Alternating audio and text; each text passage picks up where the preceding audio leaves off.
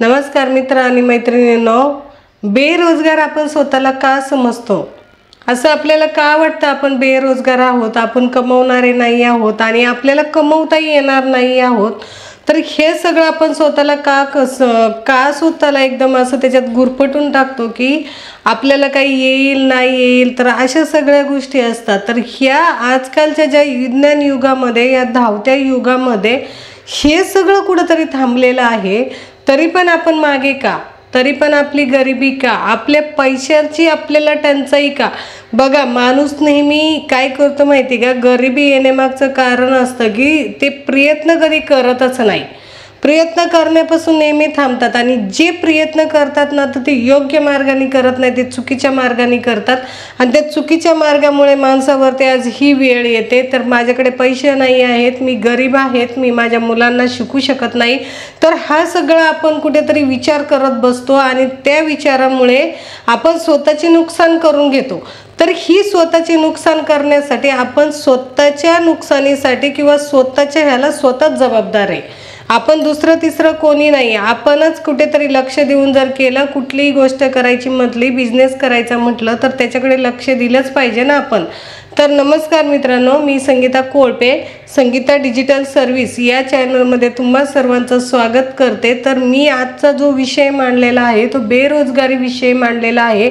खूप सारं मी सर्च करावं लागतं. सर्च केल्याच्या नंतर कुठेतरी त्याचं एक विचार करून मला तुमच्या पुढे ते मांडावं लागतं. तर ह्या बेरोजगारीच्या पाठीमागचं कारण मी सांगितलेलंच आहे की कुठेतरी न विचार करता काम करणे याला म्हणतात बेरोजगारी. आणि बेरोजगारी आल्याच्या नंतर मग माणूस कुठेतरी खचतो आणि खचल्याच्या नंतर मग ते एकदम म्हणजे कुठल्या स्तराला जाईल याचा काहीही नेम नाही.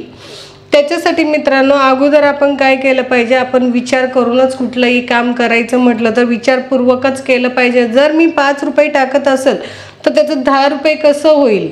किंवा जर मी सोशल मीडियावरती मार्केटिंग करत असेल तर सोशल मीडियाच्या मार्फत मला पैसा कसा येईल, माझा फायदा कसा होईल त्याच्यातून?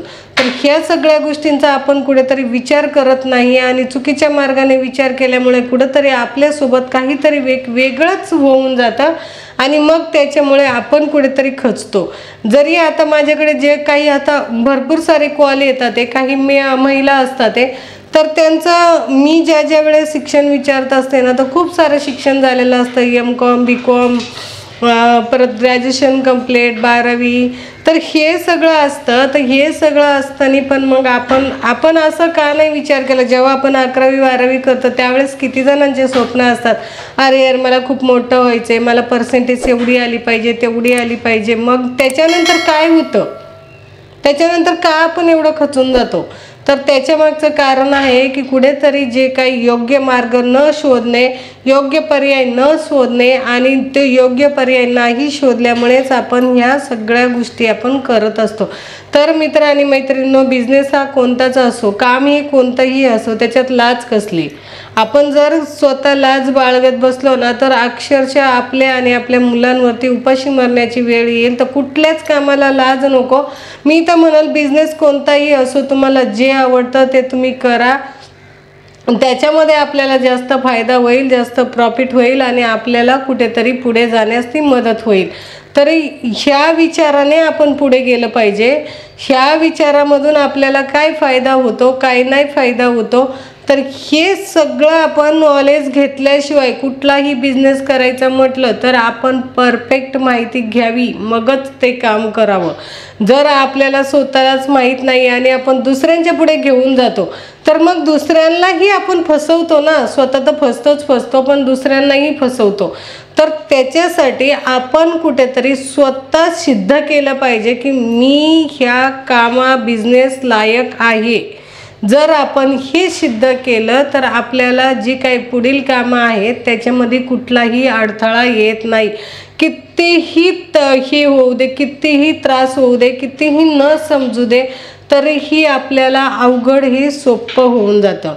पण आपण काय करतो, आपण हा विचार करत नाही, आपण कुठेतरी वेगळाच विचार करत असतो. एक 10 रुपये आले ना तर ते 10 रुपये कुठेतरी साठवून ठेवण्याऐवजी त्याच्यावरतीच मौज मजा करायला सुरुवात करतो आणि मग ते आपले ते 10 तर जातात पण इकडचे पदर अजूनही जातात आणि मग त्यांच्यावरती कुठेतरी कर्जाचा डोंगर उभा राहतो आणि तो कर्जाचा डोंगर एकदा उभा राहिला ना की मग तो उतरता उतरत नाही. मग ते तुम्हाला चांगलंच माहीत आहे. कित्येक जणांच्या बाबतीत असं घडलेलं आहे, कित्येक जणांच्या बाबतीत असं फ्रॉड झालेलं आहे. तर ह्याच्यासाठी आपण कुठेतरी त्याला आपण स्वतःच विचार केला पाहिजे. जर आपण स्वतःच विचार करत नसेल आणि आपण फक्त देतो घेतो किंवा कोणाचं कर्ज घेतो, आता जरी कोणाचं कर्ज घेतलं तर त्या कर्जाच्या मागं आपलं किती पैसे नंतर जाणार आहे याचा आपण विचार करत नाही. आपण फक्त घेतलं म्हणून घेतलं, आज आपल्याला भेटलं, पण ते द्यायच्या वेळेस त्याचे किती डबल टिबल आपल्याला द्यावे लागतात हे जर आपण विचार केला तर नक्कीच आपले पैसे सेविंग होतात आणि बेरोजगारीपासून आपण कुठेतरी हळूहळू मुक्ती मिळवायला सुरुवात होते. आपण नेहमी म्हणत असतो की त्या मित्राचा बंगला, मैत्रिणीचं हे किंवा मग घरदार गाडी हे सगळं आपलं मित्रमैत्रिणी घेत असतात का, तर त्यांची जी विचार करण्याची आणि जी कामाची जी क्षमता असते ना ती खूप चांगली असते. ती कुठलीही काम करताना विचार करूनच करतात आणि आपण काय करतो, कुठलाही काम न करता विचार न करता त्या कामामध्ये हात घालत असतो आणि मग त्याच्यामुळे आपल्याला या सगळ्या गोष्टीला सामोरे जावं लागतं. तर मित्रांनो, हे जर तुम्हाला कुठं थांबवायचं असेल किंवा तुम्हाला जर कुठलाही बिझनेस करायचा असेल आणि त्या बिझनेसमध्ये जर सक्सेस व्हायचं असेल, पुढे जायचं असेल आणि या ऑनलाईनच्या दुनियेमध्ये ऑनलाईनच्या बाजारात जर तुम्हाला यायचं असेल तर तुम्हाला एक काम करावं लागेल. त्याच्यासाठी डिजिटल मार्केटिंगचा कोर्स तुम्हाला जॉईनिंग करावा लागेल. तर मित्रांनो, माझ्याकडे डिजिटल मार्केटिंग शिकवलं जातं. ते डिजिटल मार्केट घरी बसल्या तुम्ही तुमचा जो बी व्यवसाय आहे तो व्यवसाय वाढूच शकता ऑनलाईनच्या मार्फत, किंवा तुम्ही घर बसल्या स्वतःची डिजिटल मार्केटिंगची एजन्सी खोलून तिथे कुठेतरी तुम्ही स्वतःचे पैसे स्वतः कमवू शकता आणि त्याच्यामधून काहीतरी तुम्ही फायदा आणि बेनिफिट कमवण्याचा प्रयत्न करता. तर मित्रांनो, तुम्हाला जर डिजिटल मार्केटिंग कोर्स जॉईनिंग करायचा असेल तर मी खाली दिलेल्या नंबरवरती मला व्हॉट्सअप मेसेज करा. मेसेज केल्याच्या नंतर तुम्हाला नक्की कॉल केला जाईल, आपल्या बिझनेसविषयी समजून घेतलं जाईल आणि बिझनेसची अजूनही तुम्हाला काय माहिती देता येईल ती दिली जाईल आणि तुम्हाला डिजिटल मार्केटिंग हे एकदम प्रोफेशनली पद्धतीने शिकवलं जाईल. तिथे 15-15, 20-20 हजाराच्या फीज घेतल्या जातील. ते अगदी तुमच्या खिशाला परवडेल एवढ्याच पैशात ते शिकवलं जाईल. मित्रांनो, कित्येक जणांनी माझ्याकडून डिजिटल मार्केटिंग शिकून घेतलेलं आहे. तर तुम्ही मागे का आणि तुम्ही कसला विचार करताय, तर आजच पुढे या, आपला बिझनेस ऑनलाईन डिजिटल मार्केटच्या प्लॅटफॉर्मवरती घेऊन जा आणि तिथे आपण पैसे कमवायला सुरुवात करा. कारण तिथे आपल्याला कोणीच रोखू शकत नाही, आपल्याला कोणी टोकू शकत नाही, काहीच नाही. आपल्याला यायचं, आपल्याला ते मार्केटिंग शिकायचं आणि स्वतःचा बिझनेस स्वतः प्रमोट करायचा. कोणालाही पैसे द्यायचे नाही आणि कोणाचे घ्यायचेही नाही. जे काय आपला बिझनेस आहे तो प्रमोट करा. आणि जर तुम्हाला यूट्यूबला यायचं असेल, यूट्यूबला चॅनल ओपन करायचं असेल किंवा रील्स एडिटिंग शिकायचं असेल, ग्राफिक डिझायनिंग शिकायचं असेल तर तेही शिकवलं जातं. तर व्हिडिओ एडिटिंगचाही कोर्स माझ्याकडे अवेलेबल आहे. तुम्ही व्हिडिओ एडिटिंग शिकून स्वतःचा बिझनेस तोही तुम्ही चांगल्या पद्धतीने वाढवू शकता. तर मित्रांनो, तुम्ही नक्की कोर्स जॉईनिंग करा. खाली दिलेल्या नंबरवरती मला व्हॉट्सअप करा. तर आजचा जर व्हिडिओ आवडला असेल तर चॅनलला नक्की सबस्क्राईब करा, कारण असेच नवीन नवीन व्हिडिओ मी बिझनेस रिलेटेड तुमच्यापर्यंत घेऊन येणार आहे. तर मित्रांनो, आपण भेटूया पुढील व्हिडिओमध्ये. तोपर्यंत धन्यवाद. जय हिंद, जय महाराष्ट्र.